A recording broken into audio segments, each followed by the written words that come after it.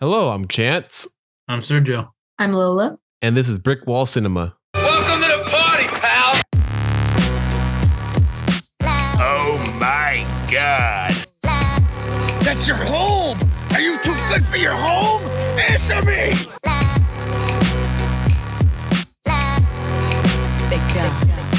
I'm a peacock! You gotta let me fly! Have you ever met a person you say, hey, let me get some parfait? They say, hell no, I don't like no parfait. How's that for a slice of fried gold?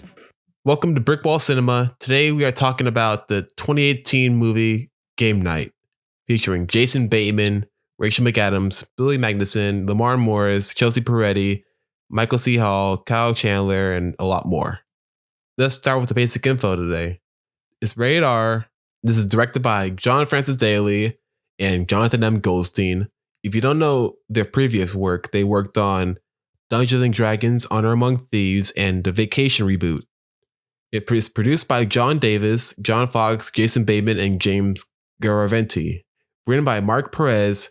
It was released in theaters on February 23rd, 2018, with the runtime of 1 hour and 40 minutes.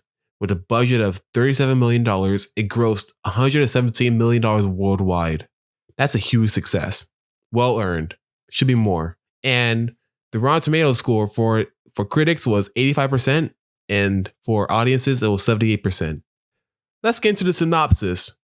Max and Annie's weekly game night gets kicked up a notch when Max's brother Brooks arranges a murder mystery party, complete with fake thugs and federal agents. So when Brooks gets kidnapped, it's all supposed to be part of the game. As the competitors set out to solve the case, they start to learn that neither the game nor Brooks are what they seem to be. The friends soon find themselves in over their heads as each twist leads to another unexpected turn over the course of one chaotic night. A game night, if you will. I should really have a laugh soundtrack on here. You don't? No, I have applause. Because usually I just need some praise sometimes. Because you two won't give it to me. So I need to do it myself like this. Are we supposed to hear something? You didn't hear Right? it? I hear nothing. We can't hear nothing, man. Yeah. Should Okay. we help him out? Or? No, it's fine. Anyway, let's get into our reactions. When I first saw it with you, my first thought was, oh my gosh, this movie is hilarious one. And I loved how when the camera moves focus, they look like actual game pieces on a board game. That was so cool. And on a side note, I love the cinematography for this movie. No other comedy of this stature has paid that close attention to their cinematography, in my opinion. To be honest, the start of it was strange to me. It started off very fast, then ended going very slow after a while. Then it went fast again. That threw me off. But overall, I enjoyed it. I liked the chemistry between between the couples. I like the whole plot twist that happens. But I do feel like there's one too many plot twists in the story overall. Like what? Well, first off, there was the first plot twist, which was that the game was not staged and this was a real kidnapping. The second one was that Brooke was Max's brother of who he really was. Then there was another one of the Pop's overall twist of how he staged it. Then there was the next plot twist, which was the Bulgarian actually showing up. I feel like the cops one shouldn't have been a twist. You know, on a side note, that whole scene with them after finding out that the cop staged everything, he should have known that who the Bulgarian was, because when Max went to go look for information on the computer, he left it on the tab of the Bulgarian. Plot hole? Yeah, that's what I meant by that. It shouldn't have been a plot twist because it felt like one big plot hole. That's fair. And also it showed later in the movie that he knew who the Bulgarian was. So when he said, I don't know who you're talking about, it doesn't make any sense. I thought he was talking about the list that they got. Yeah. No, he said the Bulgarian. He didn't know who he was. But at the credits, it showed like everything in the basement, and it showed who the Bulgarian was. Well, maybe he created that, added that to the thing afterwards. It could have been, but still, though, like as we said before, it feels like one big plot hole. Mm-hmm. That's fair. But overall, I did enjoy this game. It reminds me of how I kind of want to grow. When I grow up, I find I see myself just still acting childish at certain times, but always having fun at these games things. You know, that makes me want to question, Who are you guys' favorite couples in the movie? I think the main couple's my favorite. I really enjoy watching how competitive they are. Me too. Okay, well, I guess mine, I'm going to be the odd one out here. My favorite was Winston and his wife. I forgot his name in the movie. Lamorne Morris as Kevin Sterling and Kylie Burnberry as his wife, Michelle Sterling. Those two are my That's fair. favorite. That's a good choice. Yeah, because they're just... I think it's funny where his wife like genuinely believes that she hooked up with what was the famous actor's name? Denzel Washington. Yeah, that was funny. And then it ended up not being Denzel. Oh yeah, that killed me when I saw it. And what else? I did like the humor though. The humor seemed refreshing to me. Yeah. Yeah, also the whole vibe of this movie is really unique in a way. Because yeah, it's supposed to be just a straight up comedy, but again, the way they edit everything and the way everything's paced, it feels like it's something else. Like at one point they have like 2 jump scares in the movie early on in the movie. And I thought like, are they trying to make it seem like it's a horror movie? I wasn't sure. I'm not sure if it's to horror specifically. I think we just added on suspense. I really liked Gary's character. He was so creepy but enjoyable to watch, in my opinion. Oh yeah, Yeah. he stole every scene he was in. I think that was due to his unsettling, straight face that he had in all of his scenes. He always had that face that just seemed as if he was plotting something, but always put on this fake kind of smile. Right? Yeah, and even like him early in the movie when Max's brother comes outside, he sees him outside the door and he's still wearing a uniform. Right. It's like he doesn't take it off. They don't explain that either. He's just like always wearing that uniform. But I think that adds to his sort of creepy charm, It as does. he just seems so unsettling that you question everything about him. Also, Maybe what he was- likes the authority he has in his uniform. He's like, yes, I'm a police officer.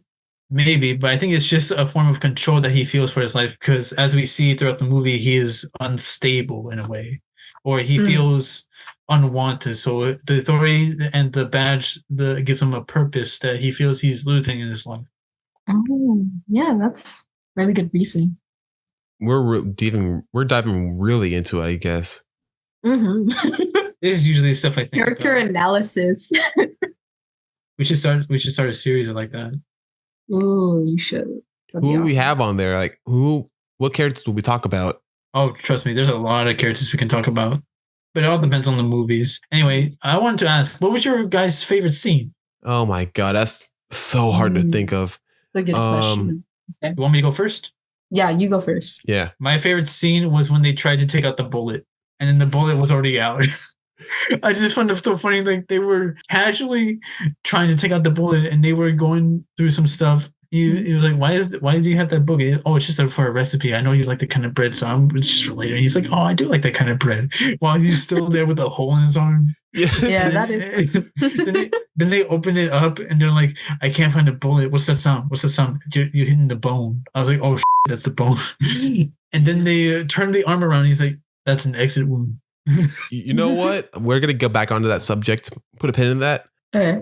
But so my favorite scene in the movie, I'm glad to say it's the hot potato scene. Oh, right. When they're throwing the egg back and forth. Yeah. Mhm. You can definitely tell that this is from the directors of Dungeons and Dragons Honor Among Thieves because of that one scene. Because remember that scene in that movie where they had the shapeshifter going across the whole castle while turning different animals as they're trying to fly out all in one shot? Oh, yeah.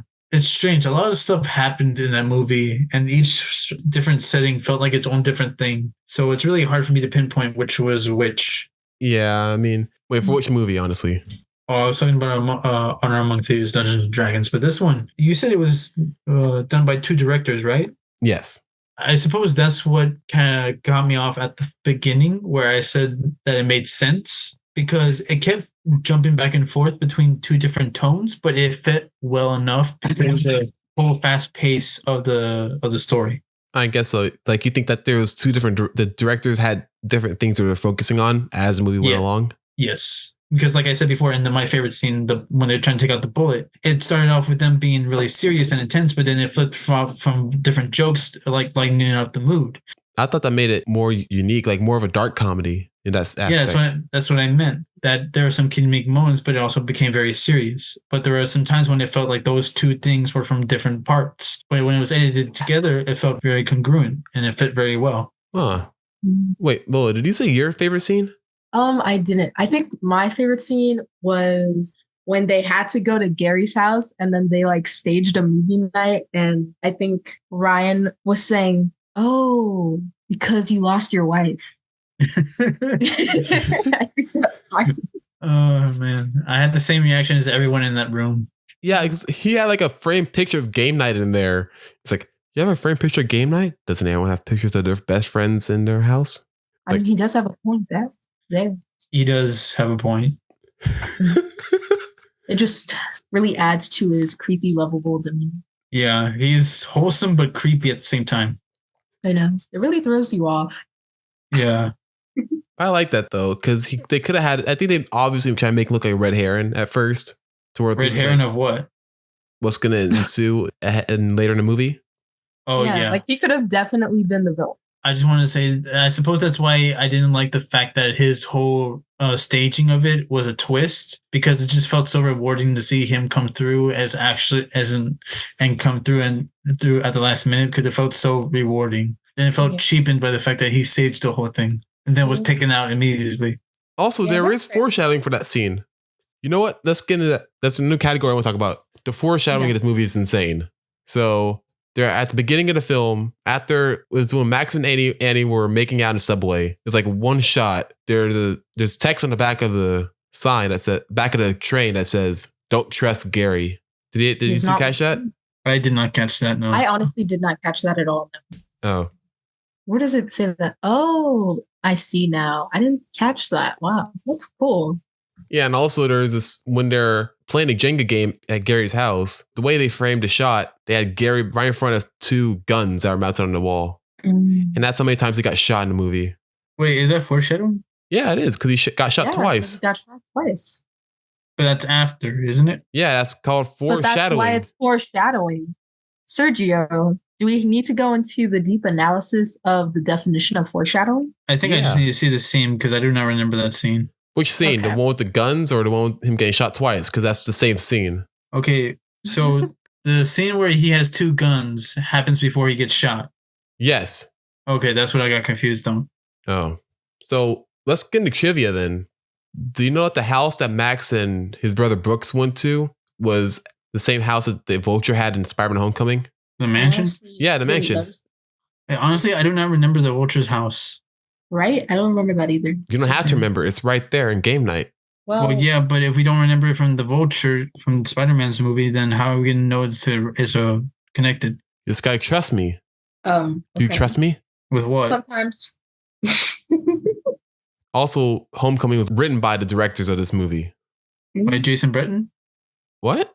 Is that his name, Jason Breton? No, the writers of Homecoming directed this movie. So Jason Breton? No, those two people I told you, the two directors of this movie and Dungeons and Dragons that directed this movie, Game Night, directed Homecoming. So then who are the directors for this one? The directors are the writers of this one. They could do two things. Lola, am I taking crazy pills right now? You understand what I'm saying, right? Yes, I understand what you're saying, Chance. Help me explain to Sergio, please. Chance. No, I meant to say. Okay. What did I do? No, not you, Chance. I see. You're Hang on. Your articulateness is my articulateness. Contagious. Yes. My articulateness is contagiousness, isn't it? It's rubbing off on me. Anyways, what I was trying to reiterate, Sergio, was that what did you say? The same director of Spider-Man Homecoming is also the one who directed this movie. No, I was saying. You said writers. The writers, the director. Yeah. Okay, I'm gonna say this really clearly. I'm gonna get close to the microphone. Directors of Game Night, those two people, yes, wrote Spider-Man Homecoming. Okay, so that means that Jason Breton, who plays Max, he has nothing to do with this. Hey, he has nothing to do with this. You said he directed. No, I didn't. Are you sure? Chance, are you sure that? What did you say, Sergio? Was it Jason Brennan? No, that's not even a name. I thought are you sure that's not his name? His name is Jason Bateman. He just acted and produced this movie. He produced this movie? I don't know. Yes. He was going to direct it, but you didn't know that. I know you didn't know that. You told me that before we started recording, that he also was one of the directors who worked on this. No, there's 2 directors. None of them were Jason Bateman. John Francis Daley and Jonathan M. Goldstein directed this. Okay, to be fair, you did say the writers of Homecoming. Therefore, that's kind of like not very. It confused me. Yeah. I'm mixed up. Because there are more than like one writer. So it could have been Jason Bretman. I said writers. Jason Bretman isn't a thing. It's Jason Bateman. Oh, that's what I was trying to clarify. You just got the name wrong. Why didn't you explain that then? He's been like, no, his name's Jason Bateman, not Jason Bretman. Lola, even if he got the name right, it'll still be the wrong person. Oh. You know, you could just clarify by saying that he didn't actually direct, right? I did. He did try to do that, but you know what? While you guys figure that out. Sometimes, Sergio. Do we even have a next part? Yes, I'm not done with the trivia. I mean, you don't really start it. So let's go on to the next part of trivia, Sergio, because I still got more things about this. Like what? So we noticed that throughout the movie, there was various child games that played throughout the movie to help navigate the plot. Child games? Yeah. Like they play Simon Says when Annie is holding the gun at the kidnappers in the bar. What? She's basically playing Simon Says, telling them what to do with the gun on their face. Does she say Simon Says? She doesn't have to say Simon Says. It's just implied. But that's what every movie does when someone's being held at gunpoint. They even do that in Let's Be Cops. Was Let's Be Cops a movie centered around games? No, but they do the same thing. So you don't think that they did that intentionally? They did what intentionally? Make them play Simon Says basically, but not actually play it. They made it seem realistic in some way. You don't think that was intentional? I honestly don't know, because I thought they would at least reference her saying Simon Says, something like that, because of the game aspect. Well, in this world, the life is like games. Like it's sort of like life imitated games. Is there any other games that they referenced? Yes, a couple. I'm not done yet. That's why I'm saying we should get back on track. Okay, what other so games did they reference? Charades is being played early in the movie when they're in a montage with Annie and Max meeting each other, saying if she wants to marry him. Then there's also later in the movie when... But they are playing the game Charades. Chance, I don't think you're going to win this one. I'll go to the next one. So they also play Guess Who with Kevin and Michelle when they're talking about who Michelle slept with in a relationship. Wait, hang on, Chance. Now this is completely different from the first one you actually went on, saying Simon Says when they're being held at gunpoint and being told what to do. And now you're saying they plain out say that they're playing these games. Most of the time they were. Some of them they weren't. Some of them are subtle. I thought you were going to give me more examples of more subtlety. I am giving you more examples. You give me examples of flat out games they're actually playing. Not Guess Who. They didn't say Guess Who. Not Guess Who. They never played Guess Who. Yes, they did. I don't remember them playing that. They played it with Ed Norton. No, that was not that. No. Guess Who? They played. They implied them playing Guess Who. Yeah, but they implied it. That doesn't mean they played it. They implied it because he was trying to guess who she slept with. That was the drinking game they played over at Brooks' place. No, that's not Guess Who. Okay, I'm not going to get into that. They also played Jenga when Kevin and Michelle were trying to get out the room with them stacking things on top of each other to get out the door, and then start firing over it, and the door opens. Would you consider that a reference, Sergio? Does that please you? No, because they're still playing the direct game. It's not a reference to it by doing it subtly. Like they didn't say Jenga though. They don't have to. It's written on the thing. Oh my God, now you're on my side. How do we do a 180, Sergio? When I said they're playing Simon Says, you said they weren't, but they didn't say Simon Says.